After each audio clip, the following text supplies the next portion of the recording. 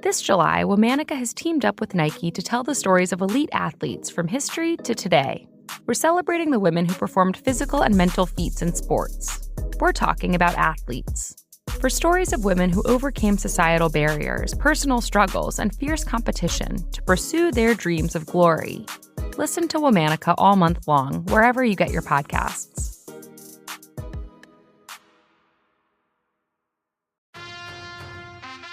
Hello. From Wonder Media Network, I'm Jenny Kaplan, and this is Womanica. This month, we're celebrating women who performed physical and mental feats in sports. They overcame societal barriers, personal struggles, and fierce competition to pursue their dreams of glory. We're talking about athletes. With her hair pulled back in messy pigtails, she perched on the high bar of the uneven bars. In the blink of an eye, she effortlessly flung her body backward to complete a full flip, just in time to grab the same bar. When the routine was done, she saluted and flashed a big smile. The crowd couldn't believe what they'd just seen. With just a couple of bold new moves, she'd changed the sport of gymnastics forever. Let's talk about Olga Korbut. Olga Korbut was born on May 16, 1955, in Belarusia, now known as Belarus. The country was part of the Soviet Union. The Soviets took gymnastics very seriously. So much so that years later, Olga said, "I was born in gymnastics. I didn't think about anything else. I didn't know what gymnastics means. What is that? I never saw gymnastics before. I just felt it in my body."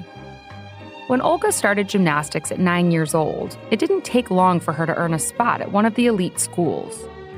She was first coached by a former Olympic gold medalist.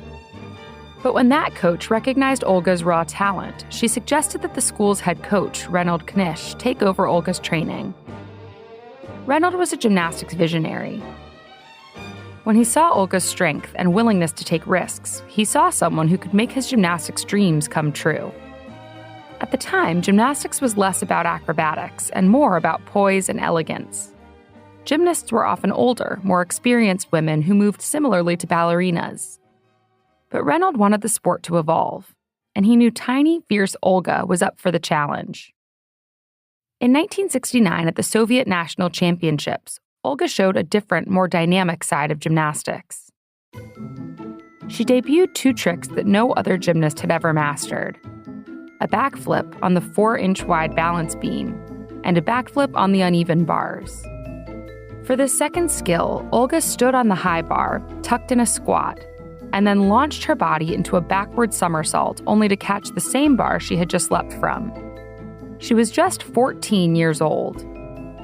Critics said these moves were too dangerous for women gymnasts, but Olga rejected that. She believed she was showing them that difficult was beauty. In 1972, she placed third at the Soviet National Championships and qualified for the Olympics. The 1972 Olympics were held in Munich, Germany. These games were highly anticipated and highly political. The United States and the Soviet Union were still in the throes of the Cold War. The African state of Rhodesia had just been banned from participating, and Germany was looking to redeem itself from the Nazi-run 1936 Berlin Games. The world needed a temporary escape from the international chaos. Although Olga came in as the relatively unknown underdog, she was still expected to win a medal. After all, Soviet gymnasts had dominated the Olympics for the last 20 years. At 17 years old, with multiple tricks up her sleeve, Olga fearlessly took on the world's biggest stage in sports. On the first day of competition, Olga wowed the crowd with her beam routine.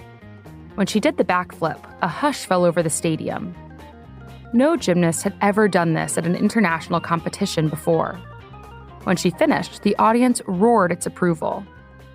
When it came time for the uneven bars, Olga was ready to shock the world again. But she made one mistake after another and barely made it through her routine. She walked off the mat and sobbed in frustration. This public display of emotion was unheard of for a Soviet athlete. But Olga didn't conform. She charmed the world with her rawness and childlike innocence. On day 2, Olga once again came face-to-face with the uneven bars. This time, she did the routine flawlessly. She debuted what would be known as the Korbut Flip on bars. The crowd erupted. Olga had not only just done a move that no gymnast had ever done before, but a move that most gymnasts would never even think to do. When the judges gave Olga a 9.8 out of 10, the 11,000-person crowd was outraged. For a trick like that, surely Olga deserved a perfect 10. The crowd whooped and hollered against the score, but ultimately the judges didn't budge.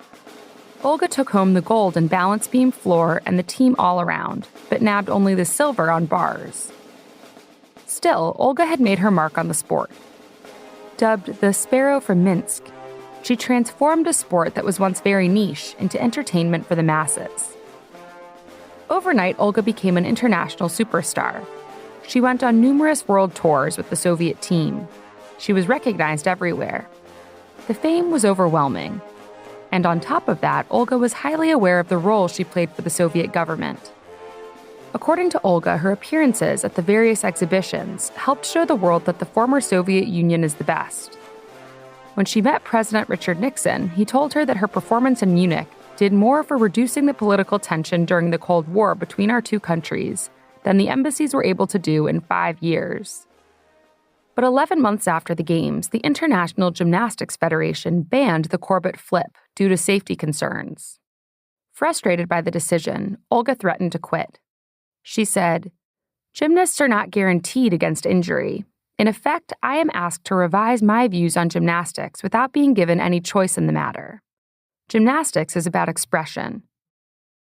Although she didn't have much time to prepare, Olga competed in the 1976 Olympic Summer Games in Montreal, Canada. There, she came face-to-face with her own impact. She was now 21, competing against hungry and daring teenage girls. Olga struggled to keep up.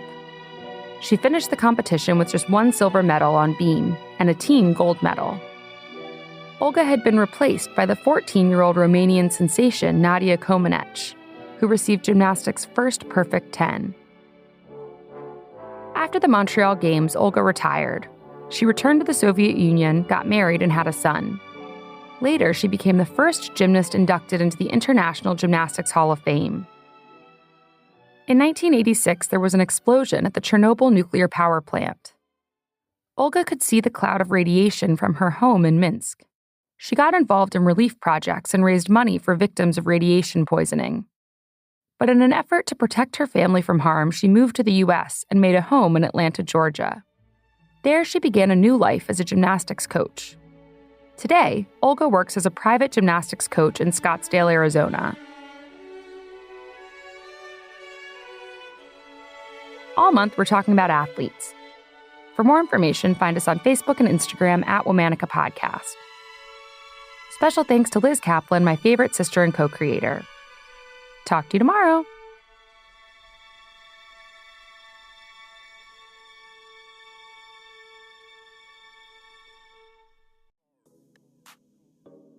This July, Womanica has teamed up with Nike to tell the stories of elite athletes from history to today.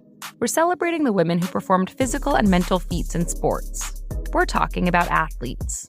For stories of women who overcame societal barriers, personal struggles, and fierce competition to pursue their dreams of glory, listen to Womanica all month long, wherever you get your podcasts. Residents at Brightview Senior Living Communities enjoy enhanced possibilities, independence, and choice.